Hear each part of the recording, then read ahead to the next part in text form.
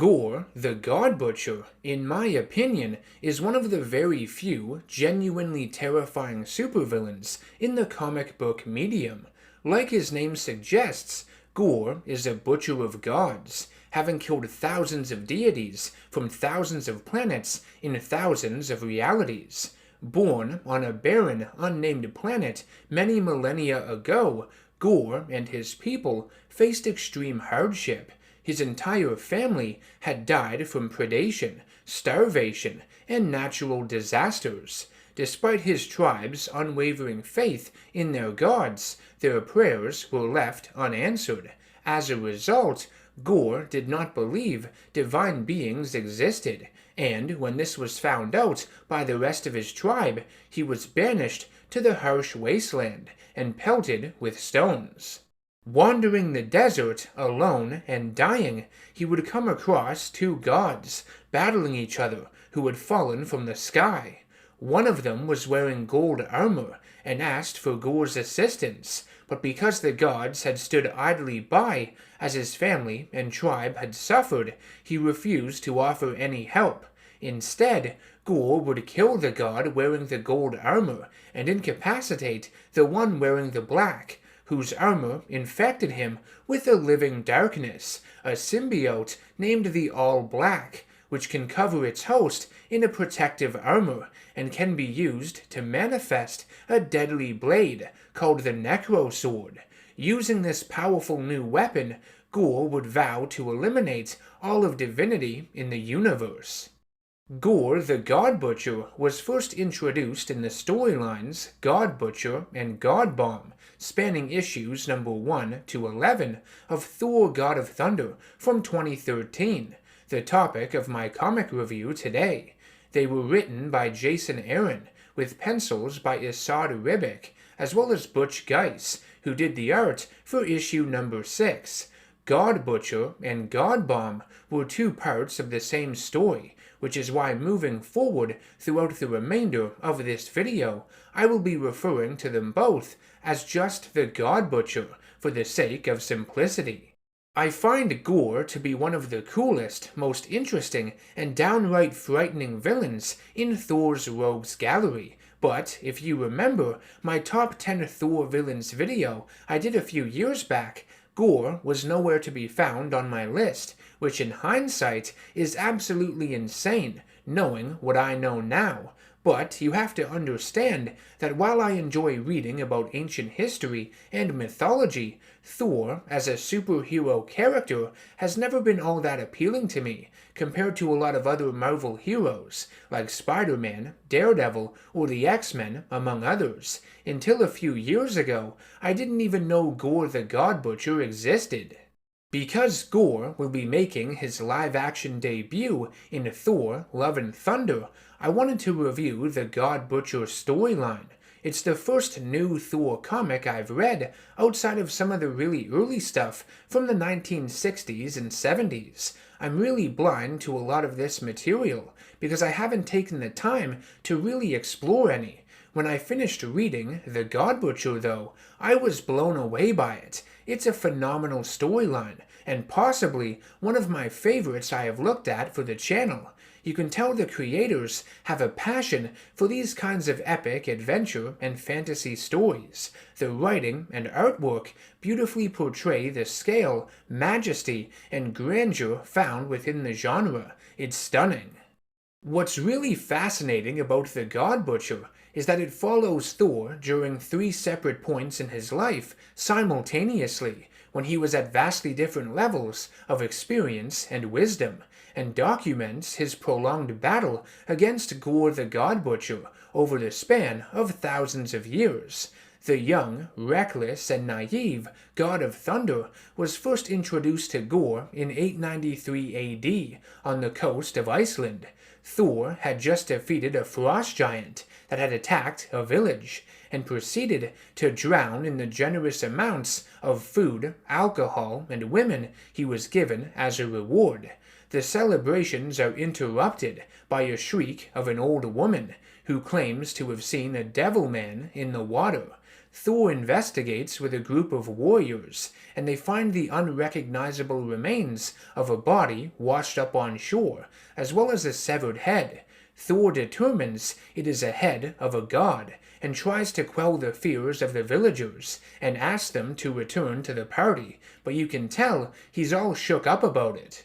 Sometime later, Thor is seen helping a group of Viking warriors in the Baltic Sea in their war against the Slavs. Thor challenges their gods, Perun the Storm Lord and Chernabog the Black, to battle. However, when Perun's white steed arrives, it is covered in the god's blood.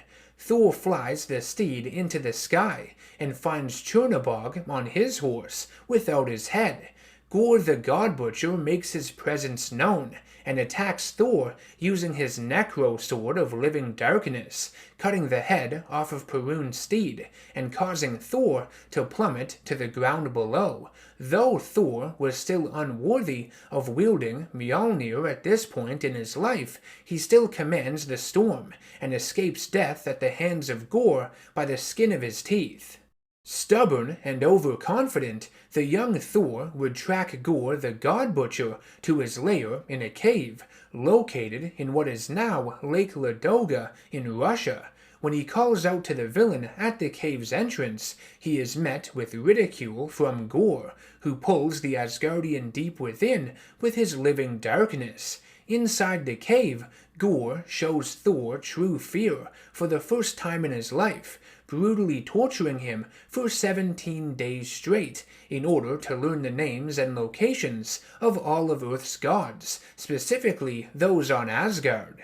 If it weren't for some Viking warriors entering the cave to rescue Thor, giving him the opening to slice off one of Gorr's arms with his enchanted battle axe Yarnborn, and seemingly killing Gorr with a bolt of lightning, he would have surely perished yet again.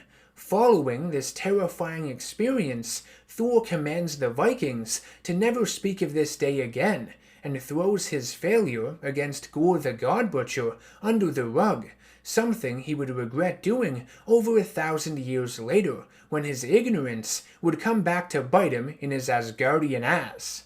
In the present day, on the planet Indigar, a dying world that hasn't seen rain in many years, a young girl desperately prays to Thor Odinson to bring rain and save her people. Thor responds in kind with a downpour. Though he is happy to fulfill the child's wishes, he asks one of the elders on the planet why she didn't just pray to one of their gods. Every world has them.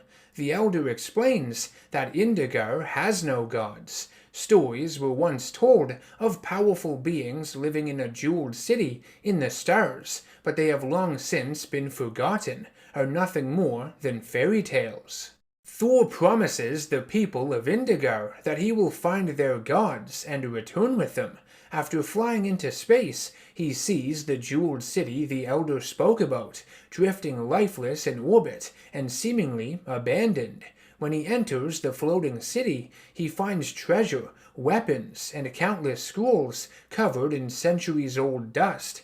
Before leaving, he notices a large door locked with chains and breaks it open to find the bodies of Indigar's gods, butchered like animals with precise tools. The flesh of gods rots slowly, and by his estimation, they have all been dead for hundreds of years, which is really disturbing. The thought of them sitting there, untouched for that long, several human lifetimes, but a flash in the pan for a god. Thor is attacked by a large creature guarding the bodies, which he recognizes as one of Gorr the God Butcher's black berserkers he had encountered many years ago in Iceland. They are semi-sentient extensions of Gorr, created by his living darkness. After destroying it, the God of Thunder makes his way to Omnipotent City, built 12 billion years ago by the first of the Elder Gods, to act as a metropolis and form of parliament for immortals and deities all across reality.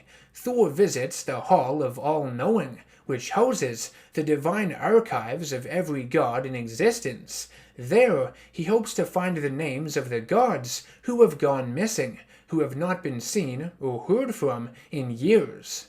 The Lord Librarian brings him to the Hall of the Lost, and Thor is shocked at how many books there are filled with gods who have disappeared. When he asks why none of the other gods noticed, the Lord Librarian tells him that they are busy dealing with their own matters and couldn't care less about them. Gods come and go, and are of no real consequence. Thor grabs a handful of books and one by one searches through the names of those lost, only to find the bodies of more dead gods. Following Gorr's trail of blood, over time, Thor is able to narrow his search down to more recent victims, finding gods killed 2,000 years ago, then 1,200, then 500, and finally 5. At each of their bodies, he finds more berserker creatures, put there as a means to prevent Gorr from being discovered. Thor's search leads him back to Earth, to the cave where he believed he had killed Gorr all those years ago. When Thor enters it, you can tell he's all nerves, swiping with his hammer at anything that moves or makes a sound. Seeing an immortal god crippled with fear like this is very unsettling. He eventually finds a god Gorr had kept alive in the cave, Shadrach of a Go-Go. Gorr had violently murdered countless gods in front of him, cutting off Shadrach's eyelids so he would be forced to watch. This would result in Shadrach being driven insane, to the point in which he couldn't even remember what he was the god of. He says wine and waterfalls at one point, and then songs and somersaults in another. You do end up finding out what he really is the god of, and why Gorr had kept him alive, unfortunately, but we'll get to all that in a few minutes. During Thor and Shadrach's conversation, the troubled god speaks of Gorr making reference to something called Chronux, and Thor and Shadrach go to the Hall of All-Knowing in order to find out who or what it might be. When they arrive, they find the library on fire, being burned down by a group of Gorr's black berserkers. The Lord Librarian comes to aid them as they fight back the berserkers, and tells Thor that Chronux is a place, a hidden planet. The god of thunder manages to find the scroll containing its location just as it turns to ash in his hands.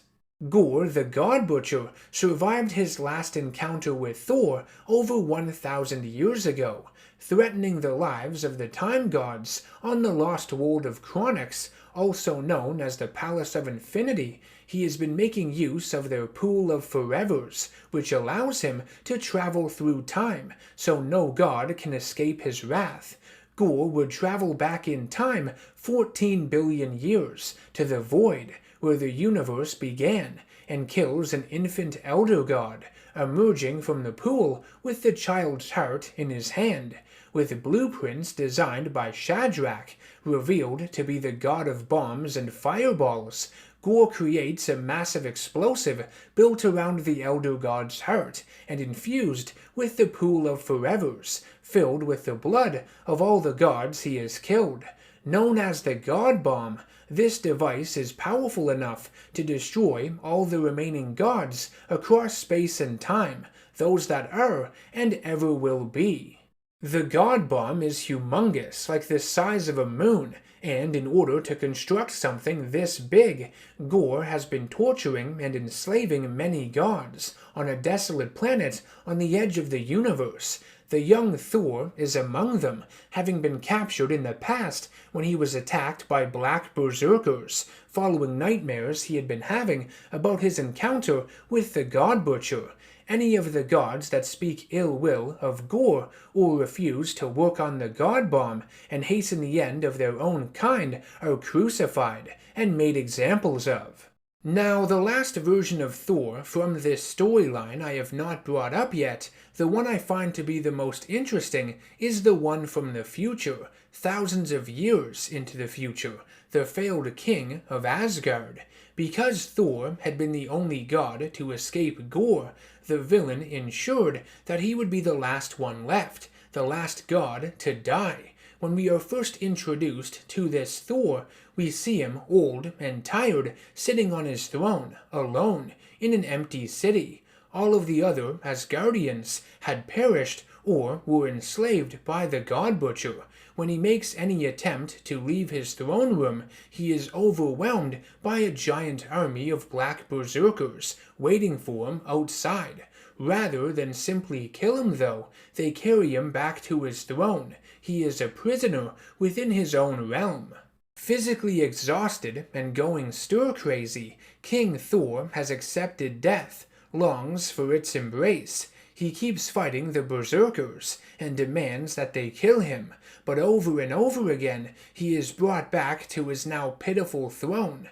That is until one of his battles, when a younger version of himself, the present-day version, appears and commands King Thor to tell him where Gorr the God Butcher is. Using the information he had gained from the Hall of the Lost, the God of Thunder had tracked Gorr to Chronix and had used the Pool of Forevers to travel with him into the future. King Thor knows where the Dark World of Gorr, housing the God Bomb, is located, and the two set sail for the planet on the vaunted Asgardian longship Skithblathnir.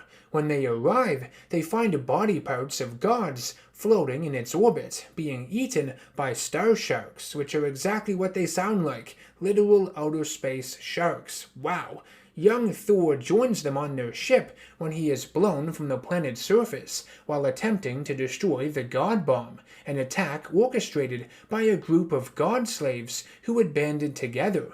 The three Thors from across time team up and arm themselves in a final assault against Gorr the God Butcher, in the hopes that they can dismantle the massive explosive threatening all of divinity. With each swing of their hammers and enchanted axe, the three gods of thunder shake the heavens and rip open the cosmos. However, their combined might is still no match for Gorr, as his living darkness seems to be growing stronger and stronger with each drop of god blood shed on his planet. The heroes tackle Gorr, and they proceed to fall into a nearby sun. Unfortunately, even that is not enough to stop the villain, as it begins to rain blood on Gorr's planet, Thor blood.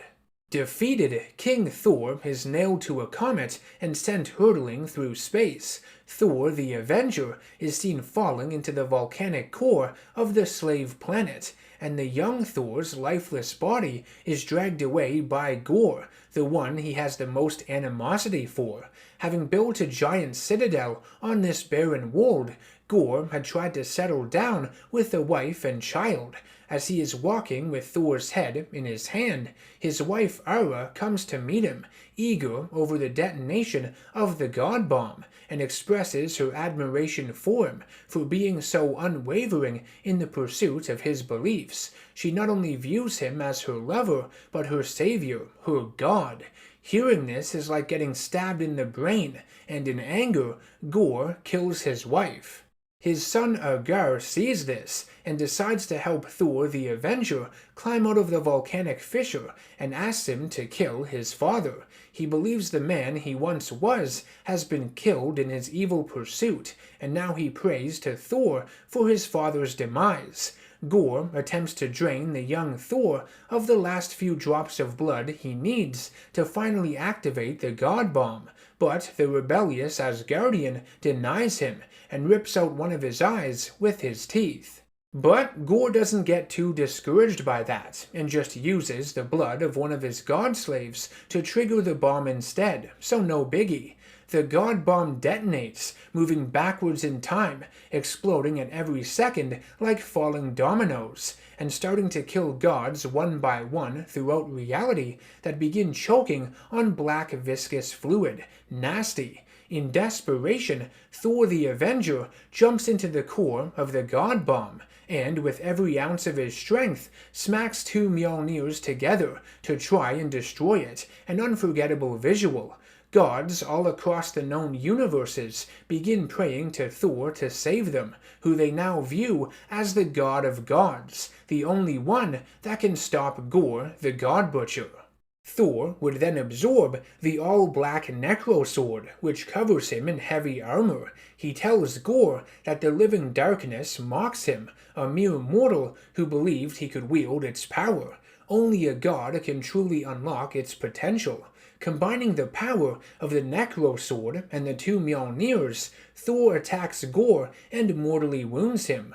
Gorr then confronts his weakened father and declares him the god of hypocrisy before melting away. Gorr and his mother were never real, just extensions of the living darkness, and the repressed hatred Gorr had for himself, becoming what he fought so long against. A part of Gorr wanted to be defeated, the part of him that was still a man. The young Thor makes good on his promise he had made earlier in the story, that he would be the one to finish Gorr off, and does so by decapitating him with his axe. Thor the Avenger painfully expels the living darkness from his body, and awakens 3 days later, having been healed by his older self, who uses the magic of the All-Father. The future Asgard is thriving once more, with the surviving god-slaves freed from Gorr's planet. King Thor will search the cosmos to find new homeworlds for them. Using his power, he sends his counterparts back to their own timelines, and the young Thor dreams of one day being worthy enough to lift Mjolnir, becoming the greatest god who ever lived. In the present day, Thor the Avenger returns to the planet of Indigar and meets with the child who had prayed to him at the beginning of the story. He tells her she never has to pray for gods ever again, because he has brought new ones with him.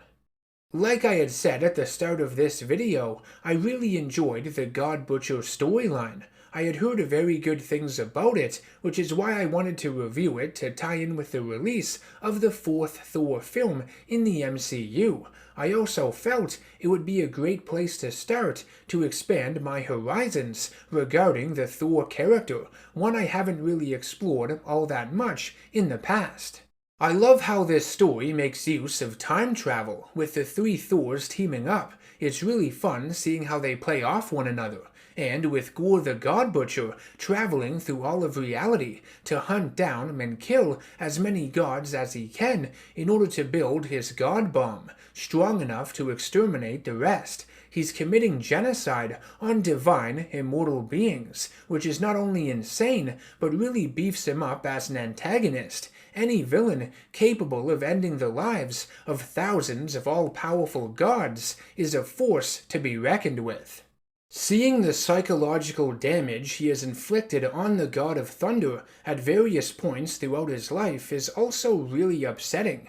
The young Thor had barely survived that first encounter with Gorr in the cave, and the traumatic ordeal gave him nightmares. The fear he had for the God Butcher caused him to bury that failure in the back of his mind, and in the present day, Thor blames himself for the deaths of the other deities because of the skeleton in his closet, a skeleton he didn't double-check to make sure was really dead. And finally, there's King Thor of the future, made prisoner of his own domain, forced to sit and rot in the aftermath of his negligence. He had been exhausted by Gorr's berserker army, has accepted defeat, and just wants to die in battle.